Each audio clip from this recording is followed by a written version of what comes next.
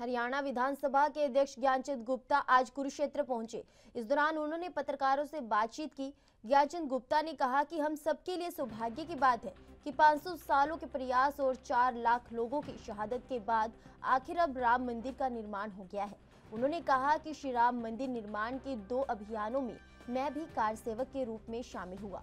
1990 में मुझे गिरफ्तार कर लिया गया और मैं 7 दिन जेल में रहा, जबकि 1992 में जब ढांचा तोड़ा गया तब मैं अयोध्या में ही मौजूद था। इसके अलावा कांग्रेस द्वारा श्री राम मंदिर कार्यक्रम के बहिष्कार के ऐलान पर बोलते हुए ज्ञानचंद गुप्ता ने कहा कि विनाश काले विपरीत बुद्धि। ज्ञानचंद गुप्ता ने कहा कि आम आदमी पार्टी का ना जानदार था ना ही और ना ही आगे होगा। मैं भी 9 फरवरी को अयोध्या जाऊंगा।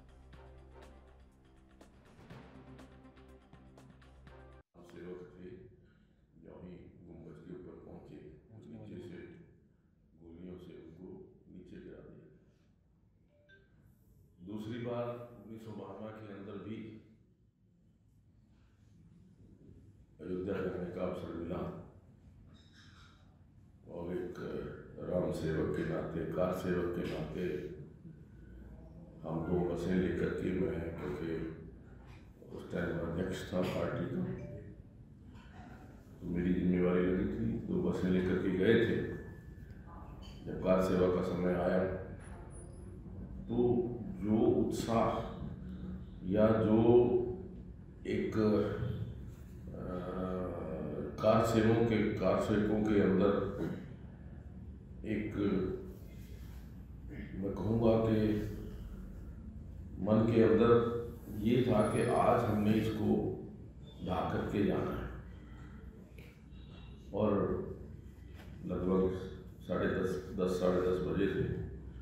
आदेश ये हुआ था कि कार सेवक सभी कार सेवा करने के बाद ही जाएं। लेकिन जिस प्रकार का माहौल बना हमारे सामने देखते देखते, क्योंकि हम ये आदेश हुआ था कि जो बसों में आए हैं वो सबसे आगे बैठेंगे, तो हम सबसे आगे बैठे थे। तो कुछ ही देर के बाद कार सेवक उस गुंबजों के ऊपर चढ़ गए और वो पहला गुंबज लगभग 3 घंटे के अंदर, 2.5-3 घंटे के अंदर गिरा। दूसरा जो गुंबज था वो तो लगभग 1.5 घंटे में, और तीसरा गुंबज था वो 1 घंटे के अंदर ही धराशायी हो गया था। और कार सेवकों में उसके पश्चात ये आदेश हुआ कि सभी कार सेवक जब तक रामलला मंदिर जो उस टाइम त्रिपाल के अंदर बनाया गया था, जब तक उसको विराजमान नहीं हो जाते तब तक किसी ने अयोध्या नहीं छोड़ते।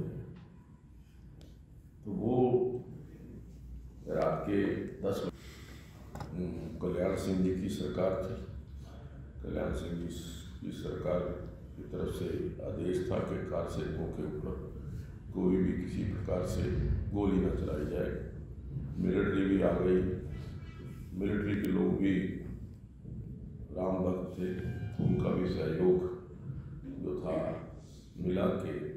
तो उसके पश्चात त्रिपाल में रामलला को बिठाने के बाद हम वहाँ से रात को ही निकले और उसके पश्चात फैजाबाद जो एक लंगर लगा हुआ था वहाँ भोजन वगैरह करके रात को ही वहाँ से वापस लौटे।